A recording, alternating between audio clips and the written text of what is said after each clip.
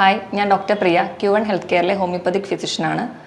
ഇന്ന് ക്ലിനിക്കിൽ ഒരുപാട് പേര് വരുന്നുണ്ട്. 15 കിലോ ഒരു മാസം കൊണ്ട് എങ്ങനെ കുറയ്ക്കാം ഡോക്ടറെ എന്നൊക്കെ ചോദിച്ച്. നമുക്കറിയാം, ഇത് നമ്മൾ 1-2 ദിവസം കൊണ്ട് വിചാരിച്ചാൽ നടക്കുന്ന ഒരു പ്രോസസ്സല്ല.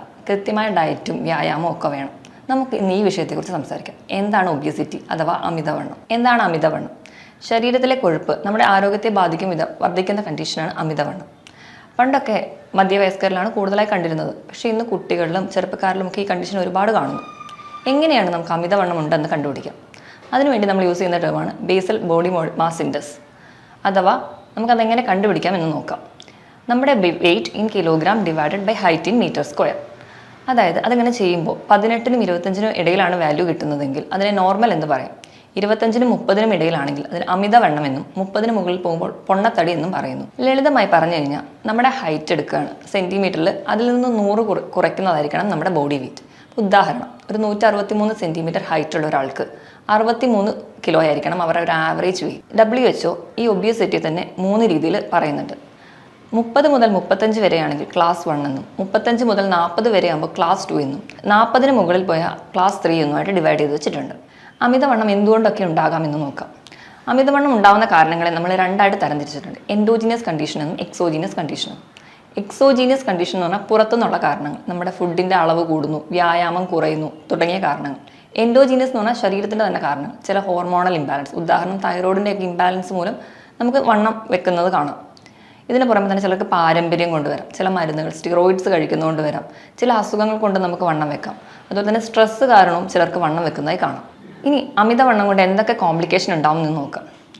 നമ്മൾ ആദ്യം കരുതുന്നത് നമ്മുടെ സൗന്ദര്യത്തെ ബാധിക്കുന്നു, അല്ലെങ്കിൽ നമ്മുടെ ബോഡി ഷേപ്പ് നഷ്ടപ്പെടുന്നു, എല്ലാ ഡ്രസ്സും ഇടാൻ പറ്റുന്നില്ല. അതൊക്കെയാണ് നമ്മൾ മെയിൻലി ടെൻഷൻ അടിക്കുന്ന കാര്യങ്ങൾ. അതിന് പുറമെ നമ്മുടെ ശരീരത്തിനെ വളരെ ദോഷകരമായിട്ട് ഈ അമിതവണ്ണം ബാധിക്കുന്നുണ്ട്. അതെന്തൊക്കെയാണെന്ന് നോക്കാം. First one, diabetes. അമിതവണ്ണമുള്ളവരിൽ 5 മുതൽ 6 ഇരട്ടി ചാൻസ് ആണ് സാധാരണ ഒരാൾക്ക് ഉണ്ടാവുന്നതിലും ഡയബറ്റിസ് ഉണ്ടാവാനുള്ള ചാൻസ്. രണ്ടാമത്, ഹൈപ്പർ ടെൻഷൻ, BP കൂടുതലായി കാണാം. മൂന്നാമതായിട്ട് കൊളസ്ട്രോൾ വരുന്നതായി കാണാം. ഇങ്ങനെ അമിതവണ്ണമുള്ളവർ BP, കൊളസ്ട്രോൾ, പ്രമേഹം എല്ലാം ഒരു കോംപ്ലക്സ് ആയിട്ട് നിൽക്കുമ്പോൾ നമ്മൾ അതിനെ മെറ്റബോളിക് സിൻഡ്രോം എന്ന് പറയുന്നു. ഇതിനോടൊപ്പം തന്നെ നമ്മുടെ ശരീര വെയിറ്റ് കൂടുമ്പോൾ നമ്മുടെ സന്ധികൾക്ക് നമ്മുടെ ശരീരഭാരം താങ്ങാൻ പറ്റാതെ സന്ധിവാദവും അല്ലെങ്കിൽ സന്ധിവേദനയൊക്കെ കാണുന്നു. അതോടൊപ്പം തന്നെ നമുക്ക് സ്ട്രോക്ക് ഉണ്ടാവാനുള്ള ചാൻസ്, ഹൃദ്രോഗത്തിനുള്ള ചാൻസ് കൂടുന്നു, വെരിക്കോസ് വെയിൻസ് വരെ ഉണ്ടാവാനുള്ള ചാൻസസ് കൂടുന്നു. അതുപോലെ PCODക്കുള്ള ചാൻസും ഈ വണ്ണം തന്നെയാണ് കാരണം. പലരും പറയും എനിക്ക് PCOD ഉള്ളതുകൊണ്ടാണ് ഞാൻ തടി വെക്കുന്നത്. പക്ഷേ അങ്ങനെയല്ല, തടി വെക്കുന്നത് കൊണ്ടാണ് PCOD ഉണ്ടാകുന്നത്. നമ്മുടെ ശരീരത്തിൻ്റെ വണ്ണം കൂടുമ്പോൾ നമ്മുടെ ശരീരത്തിൽ ഇൻസുലിൻ റെസിസ്റ്റൻസ് ഉണ്ടാവുകയും അതുവഴിയാണ് നമുക്ക് PCOD ഉണ്ടാവുന്നത്. ഇനി നമുക്ക് അമിതവണ്ണം എങ്ങനെ കുറയ്ക്കാം, എങ്ങനെ മാനേജ് ചെയ്യാമെന്ന് നോക്കാം. ആദ്യം തന്നെ പറഞ്ഞല്ലോ, ഒരു മൂല കാരണം നമ്മൾ കഴിക്കുന്ന ഭക്ഷണത്തിൻ്റെ അളവ് കൂടുതലും അതുപോലെ നമ്മുടെ എക്സസൈസ് കുറയുന്നതുമാണ്. അപ്പം നമുക്ക് ഇതിലൊരു ചേഞ്ച് വരുത്തണം. നമ്മൾ കഴിക്കുന്ന ഭക്ഷണത്തിൻ്റെ അളവ് കുറയ്ക്കുക, അതുപോലെ തന്നെ എക്സസൈസ് കൂടുതലായി ചെയ്യുക. ഇങ്ങനെ നമുക്ക് നമ്മുടെ ബോഡി വെയിറ്റ് കൺട്രോൾ ചെയ്യാവുന്നതേ ഉള്ളൂ. ആദ്യം തന്നെ നമുക്ക് ഫുഡിൽ എന്തൊക്കെ മാറ്റം വരുത്താമെന്ന് നോക്കാം. നമ്മുടെ ഭക്ഷണത്തിൽ അന്നജത്തിൻ്റെയും കൊഴുപ്പിൻ്റെയും അളവ് കുറയ്ക്കുക, പകരം നമുക്ക് പ്രോട്ടീൻ കൂടുതലായിട്ട് ഭക്ഷണത്തിൽ ഉൾപ്പെടുത്തുക. പ്രോട്ടീൻ കൂടുതലായിട്ട് ഉൾപ്പെടുത്തുന്നത് വഴി നമ്മുടെ പ്രോട്ടീൻ്റെ വിഘടനം നടക്കുമ്പോൾ നമ്മുടെ ശരീരത്തിൽ ഒരുപാട് എനർജി യൂസ് ചെയ്യും. അങ്ങനെ ചെയ്യുന്നതോടെ നമുക്ക് ഒരുപാട് എനർജി നമുക്ക് ഇതിലൂടെ ലോസ് ചെയ്യാൻ പറ്റും. അങ്ങനെ നമുക്ക് വെയിറ്റ് കുറയ്ക്കാം. ഇതുപോലെ തന്നെ ഒരുപാട് വെള്ളം കുടിക്കുന്നത് നല്ലതാണ്. അതായത് നമ്മുടെ ശരീരത്തിന് 2 മുതൽ 3 ലിറ്റർ വരെ വെള്ളം കുടിക്കുക. വെള്ളം കുടിക്കുമ്പോൾ നമ്മുടെ മെറ്റബോളിക് ആക്ടിവിറ്റി കൂടുന്നു. അങ്ങനെ നമുക്ക് എനർജി ലോസ് വന്നിട്ട് വെയിറ്റ് നമുക്ക് കൺട്രോൾ ചെയ്യാം.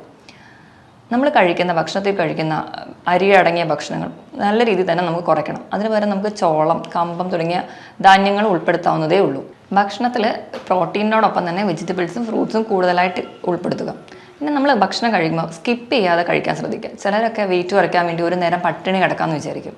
അങ്ങനെ നമ്മൾ ഭക്ഷണം കഴിക്കാതിരിക്കുമ്പോൾ നമ്മുടെ ശരീരത്തിൻ്റെ മെറ്റബോളിക് ആക്ടിവിറ്റി കുറഞ്ഞിരിക്കുകയാണ്. അത് കഴിഞ്ഞ് ഉടനെ നമുക്ക് നല്ലപോലെ വിശക്കുമ്പോൾ നമ്മൾ വീണ്ടും ഭക്ഷണം കഴിക്കും. അപ്പോൾ നമ്മുടെ ശരീരം എന്താ ചെയ്യുന്നതെന്ന് വെച്ച് കഴിഞ്ഞാൽ അപ്പം കഴിക്കുന്ന ഭക്ഷണം എല്ലാം കൂടി സ്റ്റോർ ചെയ്യുകയാണ് ചെയ്യുക. അപ്പം യൂസ് ചെയ്യാതെ അതെല്ലാം കൂടി സ്റ്റോർ ചെയ്യും. അത് നമുക്ക് വീണ്ടും ബോഡി വെയിറ്റ് കൂട്ടത്തേ ഉള്ളൂ. അതുപോലെ നമ്മൾ ഭക്ഷണത്തിലൊക്കെ വയറിനൊന്നും വലിയ ബുദ്ധിമുട്ടുകളൊന്നും ഇല്ലാത്തവരാണെങ്കിൽ എരിവിൻ്റെ അംശം കുറച്ച് കൂട്ടിക്കഴിഞ്ഞാൽ നമ്മുടെ മെറ്റബോളിക് ആക്ടിവിറ്റി കൂടുന്നതായി കാണാം. അതുവഴി നമുക്ക് ഒരു എനർജി ലോസ് ഉണ്ടാക്കാം. ഇതുപോലെ തന്നെയാണ് നമുക്ക് കൃത്യമായ വ്യായാമം ചെയ്യുക എന്ന് പറഞ്ഞാൽ ദിവസവും 45 മിനിറ്റ് മുതൽ 1 മണിക്കൂർ വരെ ആഴ്ചയിൽ 5 ദിവസമെങ്കിലും വ്യായാമം ചെയ്യാൻ ശ്രദ്ധിക്കുക. പ്രത്യേകിച്ച് വ്യായാമം ചെയ്യുമ്പോൾ രാവിലെ തന്നെയൊക്കെ വ്യായാമം ചെയ്യുന്നവരാണെങ്കിൽ വ്യായാമത്തിന് പോകുന്നതിൻ്റെ മുമ്പ് ഒരു ഗ്ലാസ് കാപ്പി അല്ലെങ്കിൽ ഗ്രീൻ ടീ ഒക്കെ കഴിച്ചിട്ട് പോകുന്നത് നല്ലതാണ്. കാപ്പിയിലും ഗ്രീൻ ടീയിലും ഒക്കെ കഫീൻ എന്ന് പറയുന്ന ഒരു കണ്ടന്റ് ഉണ്ട്. കഫീൻ എന്ന് പറയുന്ന കണ്ടന്റ് നമ്മുടെ മെറ്റബോളിക് ആക്ടിവിറ്റി വർദ്ധിപ്പിച്ച് നമുക്ക് എനർജി ലോസ് ഉണ്ടാക്കാനായിട്ട് സഹായിക്കും. ഇനി രണ്ടാമതായിട്ട് എക്സസൈസ് ചെയ്തു. അത് കഴിഞ്ഞ് നമുക്ക് മൂന്നാമതായിട്ട് ചെയ്യാവുന്ന ഒരു കാര്യമാണ് ഇൻ്റർമീഡിയറ്റ് ഫാസ്റ്റിംഗ്. ഇൻ്റർമീഡിയറ്റ് ഫാസ്റ്റിംഗ് എന്ന് പറഞ്ഞു കഴിഞ്ഞാൽ 13 മുതൽ 16 മണിക്കൂർ വരെ 2 ഭക്ഷണത്തിനിടയിൽ ഗ്യാപ്പ് ഇടുക. അത് നമുക്ക് പല രീതിയിൽ ചെയ്യാം. ഒന്നാമത്തെ രീതി എന്ന് പറഞ്ഞാൽ രാവിലെയും ഉച്ചയ്ക്കും കൃത്യമായ സമയത്ത് ഭക്ഷണം കഴിച്ച് രാത്രിയത്തെ ഡിന്നർ കുറച്ച് നേരത്തെ കഴിക്കുക. ഒരു 6 മണിക്കോ 7 മണിക്കോ ഒക്കെ കഴിക്കുക. പിറ്റേ ദിവസം രാവിലത്തെ പ്രഭാത ഭക്ഷണം കുറച്ച് ലേറ്റായിട്ട് കഴിക്കുക. ഇനി രണ്ടാമത്തെ വിഭാഗം എന്ന് പറഞ്ഞു കഴിഞ്ഞാൽ രാവിലത്തെ ഫുഡ് സ്കിപ്പ് ചെയ്യുക, പകരം ഉച്ചയ്ക്ക് രാത്രിയും കൃത്യമായി ഭക്ഷണം കഴിക്കുക. പക്ഷേ നമ്മുടെ ബ്രേക്ക്ഫാസ്റ്റ് എന്ന് പറഞ്ഞാൽ നമ്മുടെ ബ്രെയിനിൻ്റെ ഫുഡാണ്. അപ്പോൾ ഏറ്റവും നല്ലത് ഫസ്റ്റ് മെത്തേഡ് ഫോളോ ചെയ്യുന്നതാണ്. ഇനി മൂന്നാമതായിട്ട് ആഴ്ചയിൽ 5 ദിവസം നോർമലായിട്ട് ഫുഡ് കഴിക്കുക, 2 ദിവസം ഉപവസിക്കുക. ഉപവാസം എന്ന് പറയുമ്പോൾ പൂർണ്ണമായിട്ട് ഭക്ഷണം ഒഴിവാക്കുകയല്ല, ഭക്ഷണത്തിൻ്റെ ക്വാണ്ടിറ്റിയും അതുപോലെ കലോറിയൊക്കെ കുറച്ചിട്ട് ഭക്ഷണം കഴിക്കാൻ ശ്രദ്ധിക്കുക. ഇനി അടുത്ത ഒരു ഫീച്ചർ എന്ന് പറഞ്ഞു കഴിഞ്ഞാൽ ഓൾട്ടർനേറ്റ് ഡേയ്സിൽ ഉപവസിക്കുക. അതുപോലെ ഞാൻ പറഞ്ഞ പോലെ ഭക്ഷണത്തിൻ്റെ അളവ് പൂർണ്ണമായിട്ട് ഒഴിവാക്കാനല്ല, കുറയ്ക്കുക, ക്വാണ്ടിറ്റിയും കലോറിയും കുറച്ചിട്ട് ഓൾട്ടർനേറ്റ് ഡേയ്സിൽ ഉപവാസം ചെയ്യുക. അങ്ങനെയും നമുക്ക് ഇൻ്റർമീഡിയറ്റ് ഫാസ്റ്റിംഗ് ചെയ്യാം.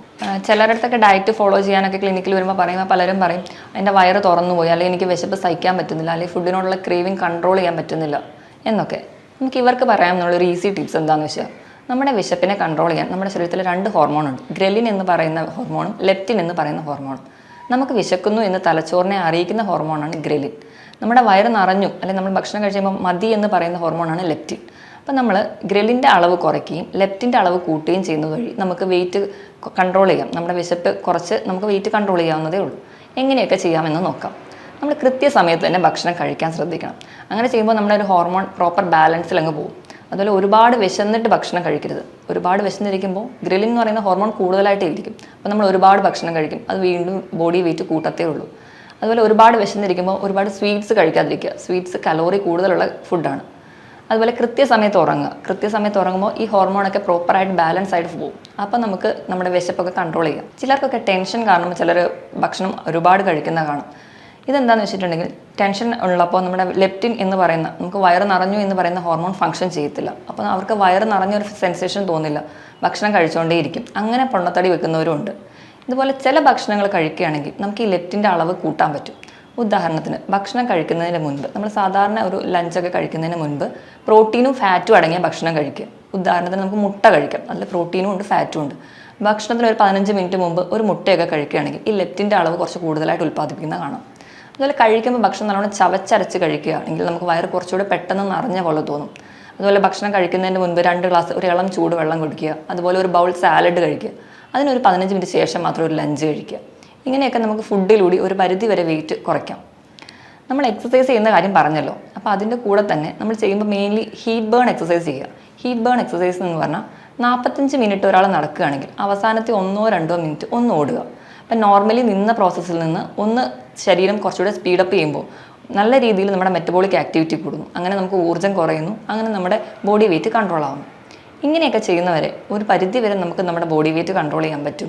അതുപോലെ മറ്റ് കോംപ്ലിക്കേഷൻസിലൂടെ ശരീരം പോവാതിരിക്കാനും പറ്റും. ഇനി നമുക്ക് ബോഡി വെയിറ്റ് കുറയ്ക്കണമെങ്കിൽ അത് നമ്മൾ തന്നെ വിചാരിച്ചാലേ നടക്കുകയുള്ളൂ. നമ്മൾ കഴിക്കുന്ന ഭക്ഷണത്തിൻ്റെ അളവ് കുറയ്ക്കുക, അതിനോടൊപ്പം തന്നെ കൃത്യമായി വ്യായാമം ചെയ്യുന്ന വഴി, സ്ട്രെസ്സൊക്കെ കുറയ്ക്കുന്ന വഴി, രാവിലെ ഒന്ന് നടക്കാൻ പോകുന്ന വഴി നമുക്കൊരു മൈൻഡ് കുറച്ചുകൂടെ ഫ്രീ ആയിട്ടിരിക്കാൻ പറ്റും.